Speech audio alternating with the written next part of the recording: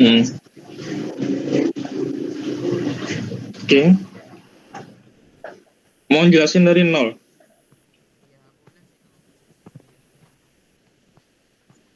Jelasin singkat aja gak apa-apa, Mas. Bentar ya.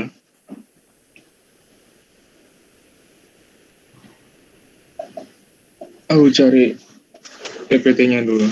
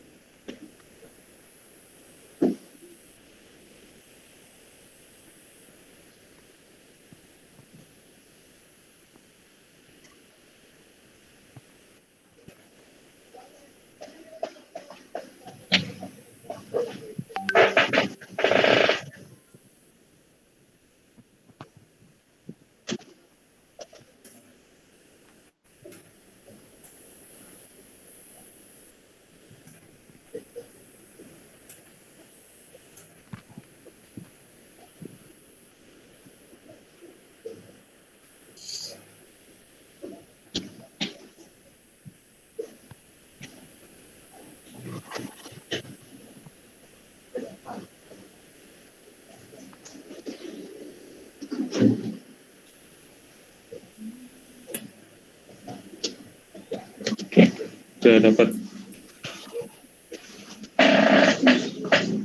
Kayaknya aku belum pernah share PPT yang ini ke teman-teman. Cobalah kita lihat ya.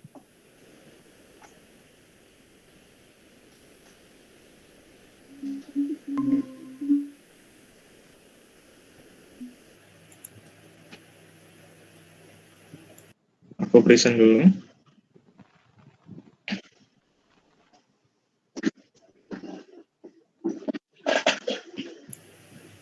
Oh iya, Mas gak pernah jelasin yang ini.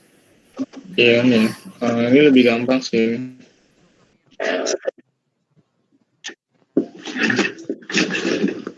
Iya, aku makanya kok bingung kok kemarin PPT. Aku pernah nge-share PPT ya. Terus tak koreksi lagi, itu bukan data core dan bukan dari data core, itu bagian dari ini apa namanya produk kita yang analytics. Nah, apa namanya divisiku itu divisi analytics, di produknya nama produk besarnya itu MVDP, Machine Vision Data Platform. Itu kamu harus catat. Nah, apa namanya yang kemarin itu yang kita kerjain itu namanya aplikasi Insight Query.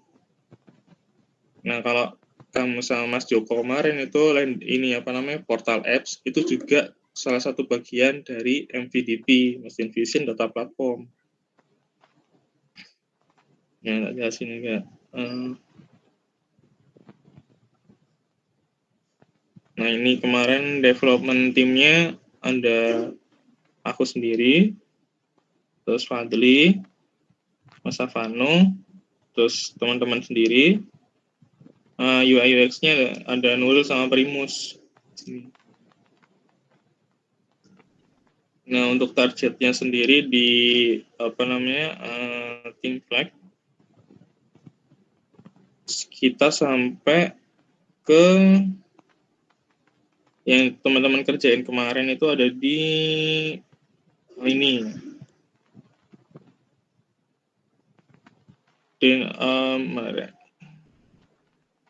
Dynamic SQL Syntax Convention Data Core Extension. Ini apa Dynamic SQL Syntax Convention sebagai ekstensi di Data Core. Terus SQL Query Executor di Data Core. Ini goals-nya. Untuk penjelasan lebih lanjutnya, ini ada konsepnya.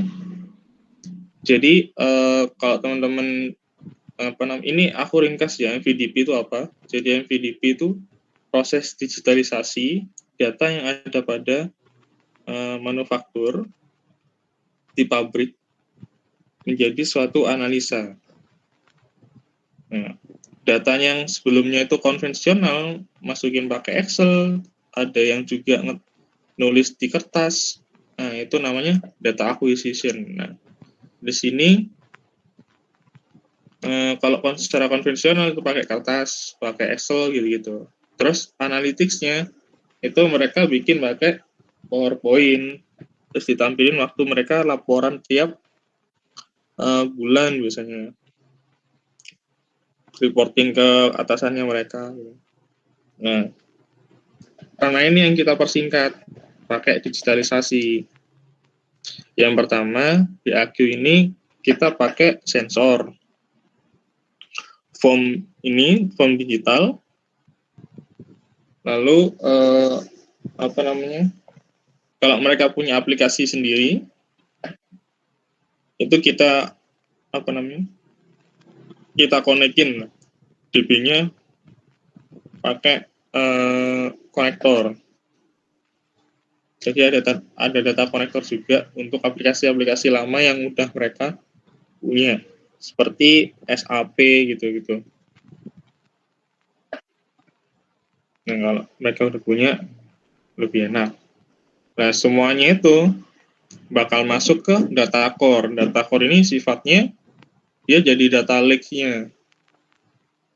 Intinya dia nampung semua konfigurasinya, hasil submit ini ya, formulir, terus sensor, dan lain-lain gitu ke data core. Lalu itu kan data mentah tuh. Itu butuh istilahnya di ekstraksi, ditransformasi, terus di load. Nah, itu semuanya proses itu di workflow. Workflow ini Apache Kafka sama PSQLDB. Ini udah ranahnya stream processing, big data. Kalau udah diolah di workflow, semuanya disimpan di data warehouse. Itu data udah summary-an, data udah bersih lah, siap ditampilin, bukan data mentah. Kalau contoh data mentah sama data matang, kalau di AQ itu ngambilnya pakai sensor, itu kan per detik ya dikirim, set, mesin ini value-nya berapa, mesin ini value-nya berapa. Nah, itu kan datanya sangat-sangat menumpuk ya, ada yang nggak perlu, ada yang perlu gitu. Nah, itu perlu ada proses ekstraksi sama transformasi di workflow, sehingga di sini tuh udah tinggal nampilin, misalkan datanya tuh jadi ini, produk yang dihasilkan mesin 1 pada pabrik A gitu, dalam sehari. Nah, itu kan bisa dijadikan summary di data warehouse. Ya, setelah jadi, kita bakal butuh buat ditampilin secara tampilan. Kalau tampilan, kita pakai business intelligence. Jadi tampilannya tuh bisa lah teman-teman cari di internet ya, business intelligence kayak gimana. Dari data udah jadi, ditampilin ke business intelligence. Jadi mereka kalau presentasi ke atasannya, itu udah tinggal drag and drop gitu. Nggak perlu bikin PPT lagi, gitu. Tinggal share link langsung. Itu pun kalau eventual, maksudnya laporan eventual itu tiap bulan mereka ngumpul meeting buat laporan. Ada juga yang dia itu real time. Jadi atasannya nggak perlu laporan pun lihat analitis ini tahu gitu. Oh, hari ini produk yang dihasilkan pada pabrik ini tuh segini ya gitu. Terus penghasilannya segini ya gitu. Udah tahu dari situ secara real time. Nah, yang kemarin teman-teman kerjain dari data warehouse ke analytics itu harus punya suatu jembatan. Yang sini jembatannya itu digunain kalau misalkan ya di sini kan isinya data jadi. Data jadi itu ya isinya tabel-tabel gitu. Tabel-tabel SQL, sehingga kalau misalkan aku mau ngejoinin atau mengagregasi tabel 1, misalkan dia itu summary produk yang dihasilkan sama tabel lain, tabelnya bahan baku yang dihabiskan. Nah, itu bisa dijadikan komparasi. Nah, komparasinya itu di mana? Nah, nanti dibikin suatu agregasi di suatu software yang di pertengahan ini. Nah, kita namain itu insect query. Insect query itu apa? Insect query itu dibuat dengan tujuan ini, isi SQL syntax generator for analytics apps to querying data from data warehouse. Jadi sebenarnya untuk gabungin dua tabel yang tak masuk tadi, atau nge-summary dua summary gitu atau lebih, atau juga ngeagregasi kedua tabel yang berbeda atau lebih banyak daripada dua, itu kita kan pakai SQL query. Secara nggak langsung SQL query kalau misalkan pakai tampilan kan lebih gampang tuh buat teman-teman di pabrik sana yang nggak tahu cara pakai SQL gitu. Makanya pakai UI. Nah, UI itu diharapkan bisa nge-generate SQL syntax, dimana terus udah nggak repot-repot ngetik lagi, di-generate, dieksekusi, dapat, ya udah langsung disimpan, dijadiin tampilan. Nah, untuk tampilan sendiri kemarin gini, mungkin agak berantakan kalau di sini. Oh,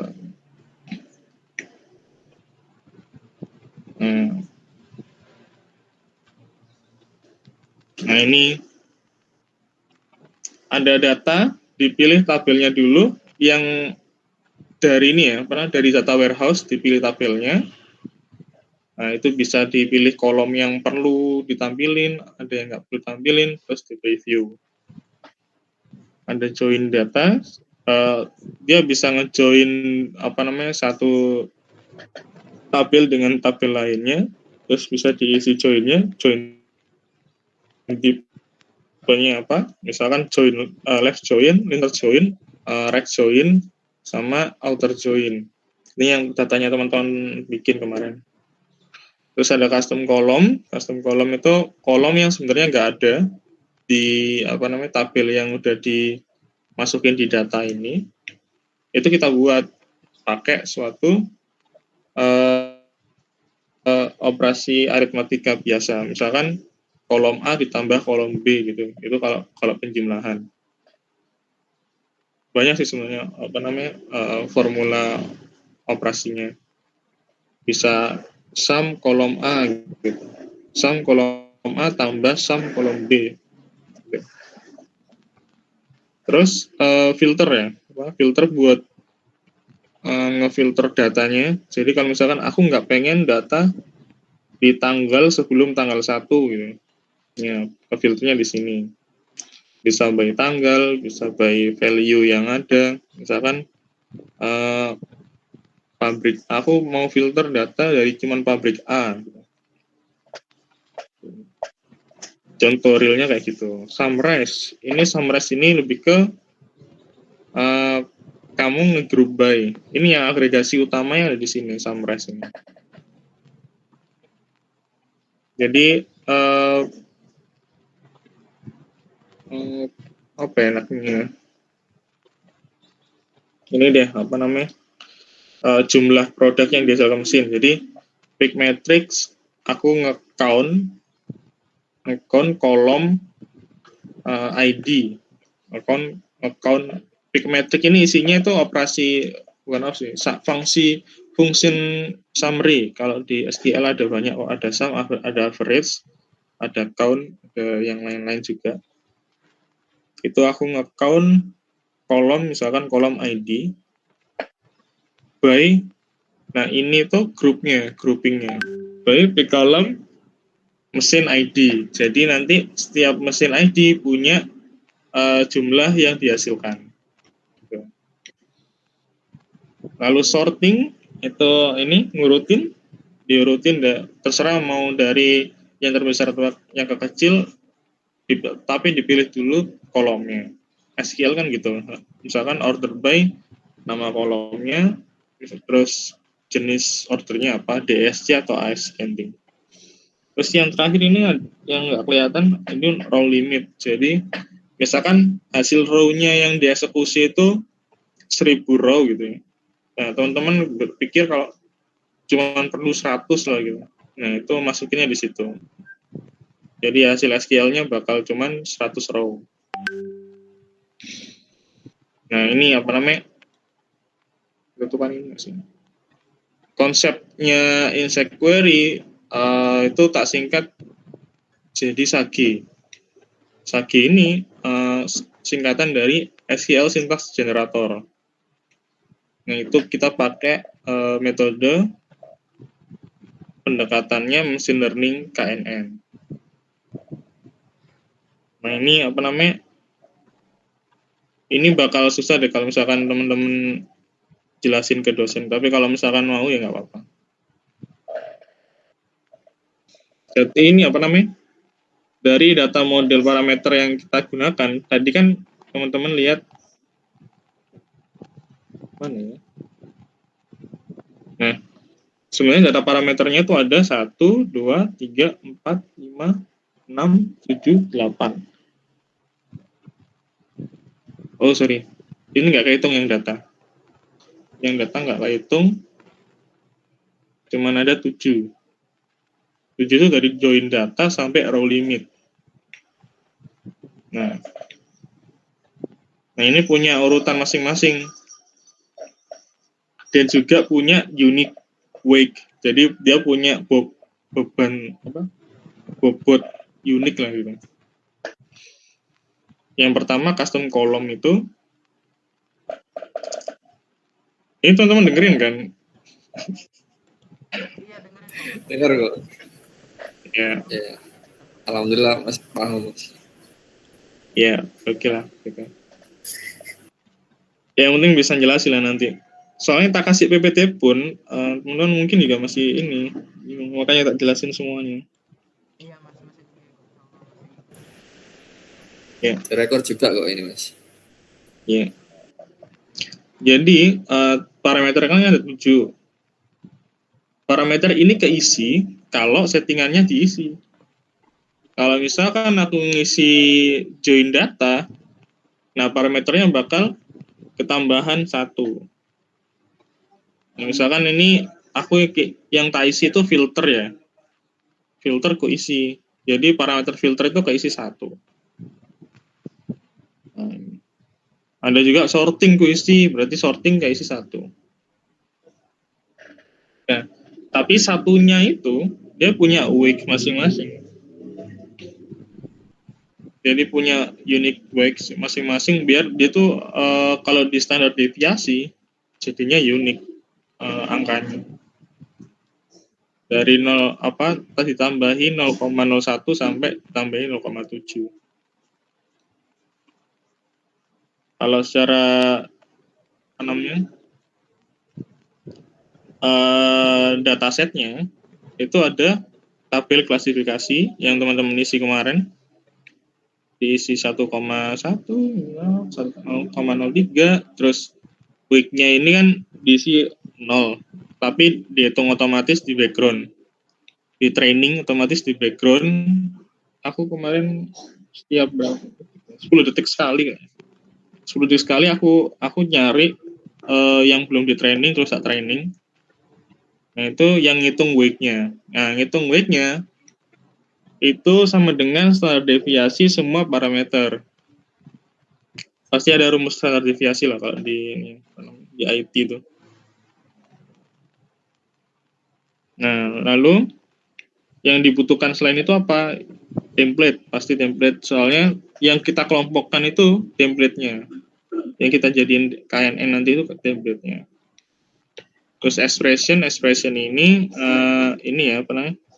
Bentuk sintaksnya, tapi yang bisa diganti. Maksudnya itu di template kemarin kan ada select, ada packer, terus columns gitu. Nah, di expression itu kita jelasin columns itu bisa diganti jadi apa gitu. Formatnya kayak gimana. Dan itu kita butuh lagi satu tabel yaitu segi dialect. Dialect ini ada Microsoft SQL Server, ada MariaDB, ada Postgre. Itu kan setiap SQL query-nya DB-DB tersebut itu kadang beda. Makanya kita bedakan dialect juga. Jadi template-nya SQL Server sama template-nya MariaDB kemungkinan berbeda karena ada yang nggak bisa digunakan. Jadi perlu dibedain. Nah itu sih kalau udah nemu apa namanya bobotnya, dia bakal bisa ini ya. Kalau misalkan ada settingan baru, set aku misalkan ngefilter gitu ya, ngefilter, aku masukin tabel companies gitu, ngefilter companies ID-nya 1 gitu. Nah itu yang tampil bakal yang mana itu bisa ditentuin dari settingannya. Misalkan filter aku nambah tadi 1. Terus sudah filter doang. Nah itu di standar deviasinya berapa? Dicari tuh di klasifikasi yang bobotnya paling dekat sama dia. Kalau udah ketemu di generator, di apa namanya di generate, yang expressionnya itu diganti, di replacing gitu. Akhirnya bisa jadi SQL query. Mana ya?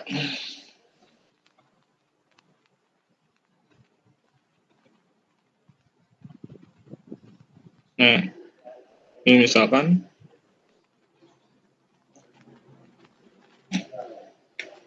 nah ini tuh klasifikasi yang teman-teman bikin. Misalkan ya. Ini udah ada template-templatenya. Ini yang merah-merah ini template kan. Sumbu X-nya itu template 1, template 2, template 3, template 4.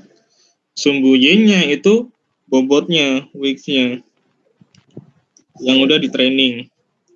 Nah, kalau aku masukin konfigan yang kayak tadi, yang aku ceritain, aku cuman ngonfig filternya, nggak ada join, nggak ada summary, nggak ada limit, nggak ada sort, nggak ada custom column. Nah, jadinya itu config week-nya itu kalau di standar deviasi 0,360. Si new ini bobotnya segitu. Kalian anggap segitu. Nah, si new itu 0,36. Dimasukilah dia, di-compare lah jaraknya di sini. Nah, di sini kan apa namanya berhubung template 1 itu isinya gini, select ID, SID from areas where ID sama dengan 1. Nah, ada where ini kan berarti ada filter. Nah, itu apa namanya yang kita tuju. Jadi 0,360 paling dekat ke mana? Ke 0,345. Si merah yang template 1 ini. Nah, ya pada sini akhirnya dia dikelompokkan sebagai template 1. Dikasihlah template 1. Nah, udah. Langsung dia jadi suatu SQL syntax. Bisa dieksekusi juga. Tuh, ada videonya nih. Keren juga nih.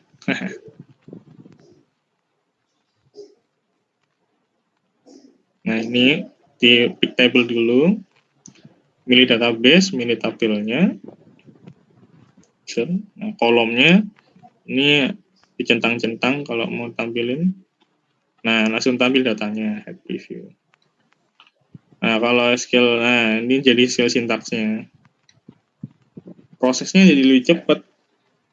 Kita nggak perlu pakai if else-an buat generatornya. Kita pakai machine learning udah bisa nge-generate suatu query.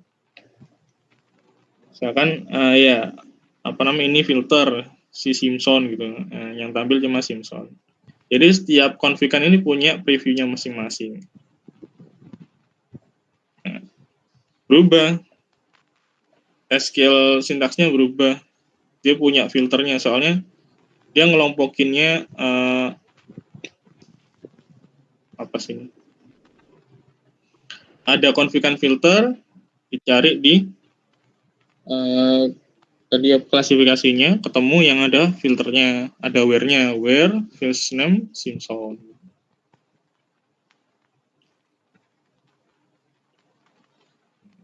Itu dia. Join data juga di-join tuh dari user yang ada di suatu company gitu.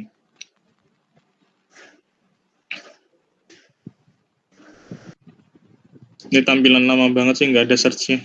Yang sekarang udah ada search-nya, udah enak lah sekarang.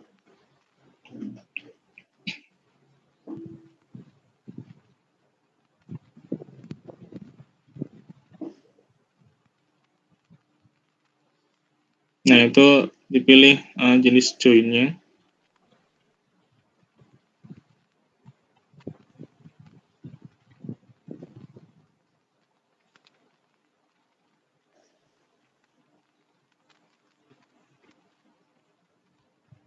Nah, ini yang di-select to ID-nya.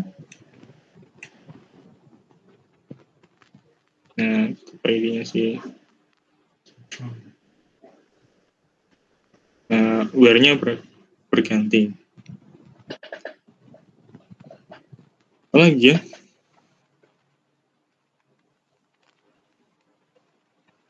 Nah, overall secara tampilan kayak gitu. Nah, yang teman-teman bikin kemarin kan di sisi ini belakangnya, nggak tahu front end-nya jadi kayak gimana, yaitu front end-nya jadi kayak gini.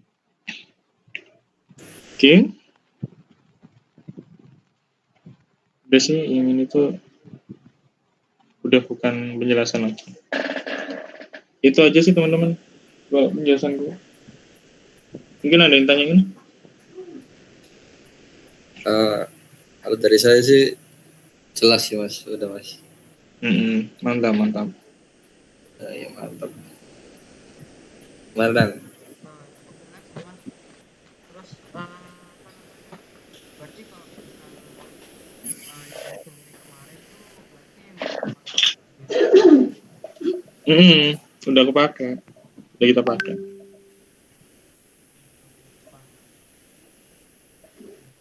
nanti juga minta MPT-nya ya? Iya, tak kasih. Oh iya, sama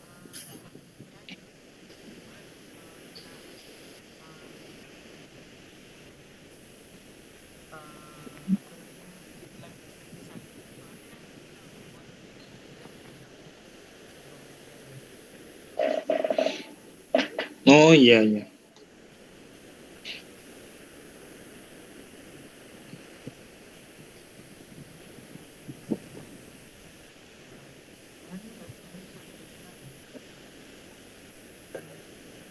Nggak bisa tuh. Nggak ada yang angkat.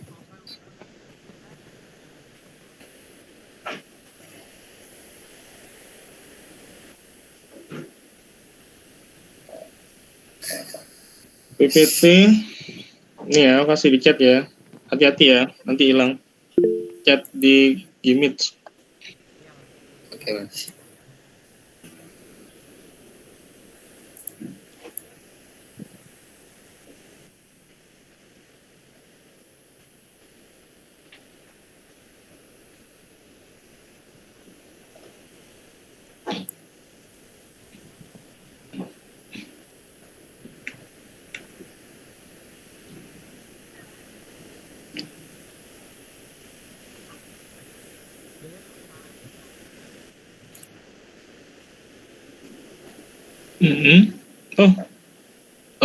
Belum sih, masih ada ini versi-versi berikutnya. Oh kan codingannya di ini apa di laptopnya teman-teman.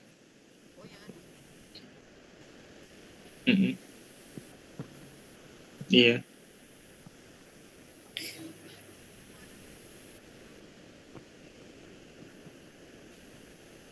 Punya hilang.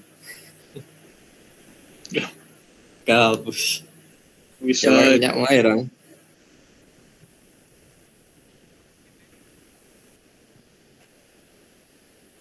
Gak apa-apa.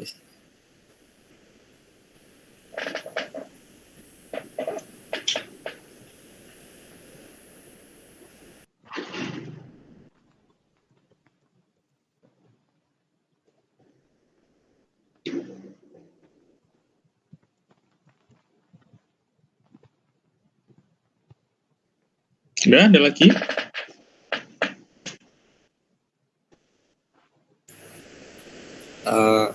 Kalau dari saya kayaknya cukup, Mas. Iya. kan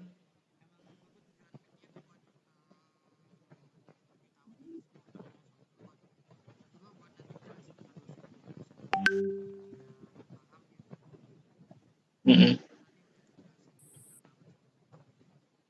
Mm-mm.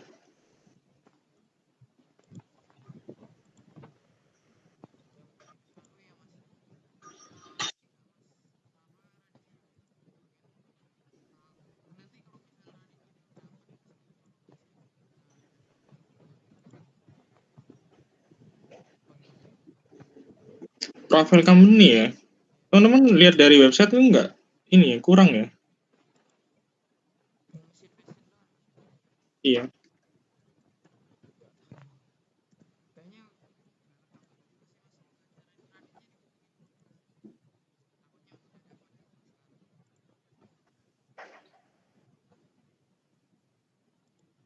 kayaknya Ini apa namanya? Kapan sih ininya? Sidangnya? Apa namanya? Lupa. Rabu ya.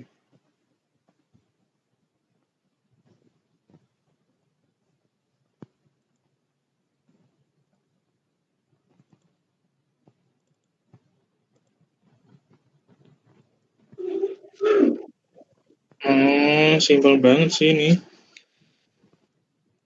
Di website. Coba ini aja apa namanya? Aku duluan bikin tuh. Acaranya punya aku.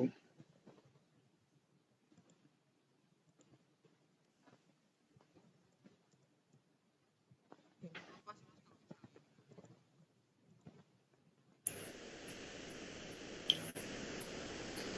Iya, Yang Mas.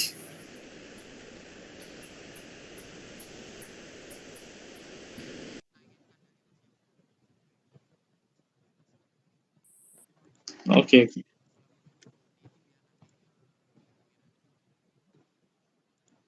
Oke, oke.